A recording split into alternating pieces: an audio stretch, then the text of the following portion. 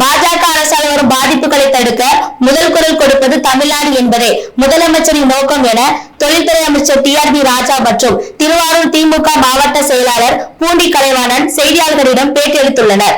திருவாரூர் தொகுதி சட்டமன்ற உறுப்பினர் அலுவலகத்தில் தொழில்துறை அமைச்சர் டிஆர்பி ராஜா, திருவாரூர் திமுக மாவட்ட செயலாளர் பூண்டி கலைவாணன் ஆகியோர் செய்தியாளர்களை சந்தித்தனர்.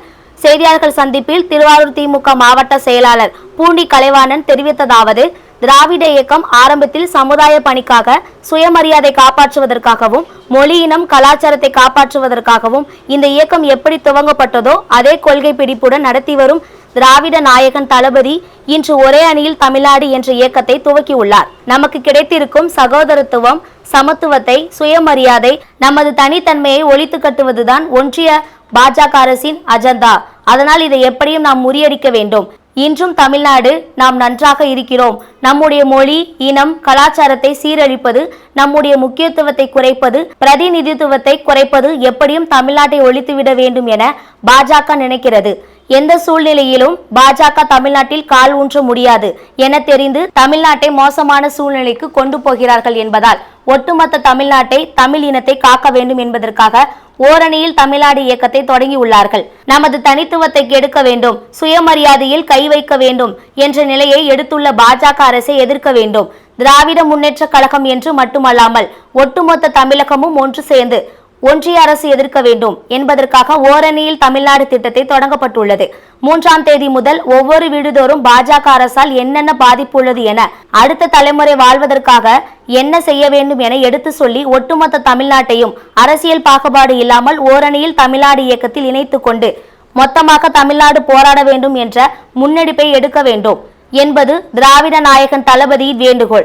பாஜக அரசால் வரும் பாதிப்புகளை தடுக்க முதல் குரல் கொடுப்பது தமிழ்நாடுதான் என்பதுதான் முதலமைச்சரின் நோக்கம் என கூறினார்.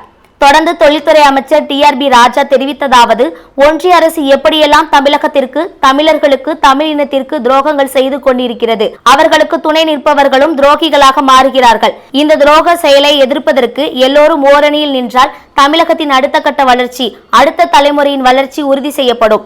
இந்த இனத்திற்கு துரோகம் செய்பவர்களை எதிர்க்க வேண்டும். நீங்கள் ஓரணியில் திரள வேண்டும். இது மக்களின் திட்டங்கள் மக்களுக்கு சரிவர சென்று உள்ளதா? இதனால் மக்கள் பயனடைகிறார்களா? அதை தாண்டி ஒன்றிய அரசின் வஞ்சப்போக்கு மக்களுக்கு தெரிகிறதா? அப்படி தெரிந்தால் ஓரணியில் தமிழ்நாடு இயக்கத்தில் இணைய தயாராக இருக்கிறார்களா? இதுதான் ஓரணியில் தமிழ்நாடு நோக்கம். இதில் நிச்சயமாக மகத்தான வெற்றி பெற்று உலக சாதனை படைப்போம். உலகத்திலேயே எந்த இயக்கத்துக்கும் இல்லை இது போன்ற மாபெரும் மக்கள் இயக்கமான திராவிட முன்னேற்ற கழகத்திற்கு தான் இவ்வளவு நபர்கள் இருக்கிறார்கள். திமுக பூத் ஏஜென்ட்டுகள் பணியை தொடங்க உள்ளார்கள். மகத்தான வெற்றியை ஓரணியில் தமிழ்நாடு பெறும் நிச்சயமாக என தெரிவித்தார். ஒட்டுமொத்தமா நம்ம தமிழ்நாடு சேர்ந்து போராடணும் அப்படிங்கிற ஒரு முன்னெடுப்பை எடுத்திருக்கிறது தான் இன்னைக்கு கழக தலைவர் திராவிட நாயகன் தளபதியோட இது ஒவ்வொருத்தவங்களுக்கும் வர்ற பாதிப்புகளை தடுக்கிறது, அதுக்கான முதல் குரல் கொடுக்கறது தமிழ்நாடு தான். இந்த முதல் குரல் நம்ம கொடுக்கறப்ப ஒட்டுமொத்தமா எல்லாரும் சேர்ந்து ஒருமித்த குரலா இருக்கணும் அப்படிங்கிறதா தளபதியோட நோக்கம். ஒன்றிய அரசின் வஞ்சக போக்கை ஒன்றிய அரசு எப்படியெல்லாம் தமிழகத்துக்கு, தமிழருக்கு, தமிழ் இனத்துக்கு மிகப்பெரிய துரோகங்களை செய்து கொண்டிருக்கிறது. அவர்களுக்கு துணை நிற்கும், இங்கே இருக்கும் ஒரு சிலர் எப்படி அவர்களும் துரோகியாக மாறுகிறார்கள் என்பதை எல்லாம் எடுத்துக்கொண்டு இந்த துரோக செயலுக்கு எதிர்த்து நின்று